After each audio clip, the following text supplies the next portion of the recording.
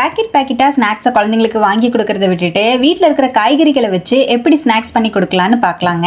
இப்ப ரொம்பவே டேஸ்டியான டீ கடை முட்டைக்கோஸ் வடை எப்படி செய்யறதுன்னு பார்க்கலாமா? 1 கப் அளவுக்கு முட்டைக்கோஸை நல்ல பொடியா நறுக்கி பாத்திரத்துல ஆட் பண்ணிட்டு அதோடவே ஒரு பெரிய வெங்காயத்தை நறுக்கி சேர்த்துக்கோங்க. ஒரு கொத்து கருவேப்பிலைய பொடியா நறுக்கி சேர்த்து, ஒரு கொத்தமல்லி தலைய பொடியா நறுக்கி சேர்த்து, 1 டீஸ்பூன் உப்பு, 1 டீஸ்பூன் மிளகா பொடி, 1/2 டீஸ்பூன் கரம் மசால் பொடி, 1 டீஸ்பூன் சோம்பு, ஜீரகம், 1/2 டீஸ்பூன் ஜீரகம், 1 டீஸ்பூன் இஞ்சி பூண்டு பேஸ்ட் சேர்த்து நல்லா கை வச்சு அழுத்தி பிசைஞ்சுக்கோங்க.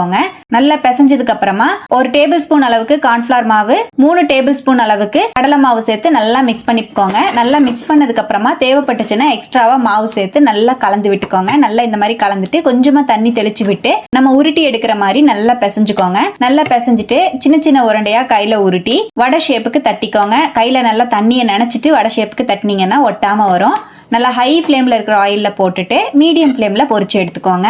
பொரிச்சு வெளியே எடுக்கிற வரைக்குமே ஆயில் மீடியம் ஃப்ளேம்ல இருக்கிற மாதிரி பாத்துக்கோங்க. நல்லா 2 சைடுமே செவந்ததுக்கு அப்புறமா வெளியே எடுத்துருங்க. ஆயிலோட சலசலப்பெல்லாம் அடங்கினதுக்கு அப்புறம் ரொம்பவே டேஸ்டி அண்ட் கிறிஸ்பியான முட்டைக்கோஸ் வடை டீ கடை ஸ்டைல்ல சூப்பரா ரெடி ஆயிடுச்சுங்க. கண்டிப்பா ட்ரை பண்ணி பாருங்க.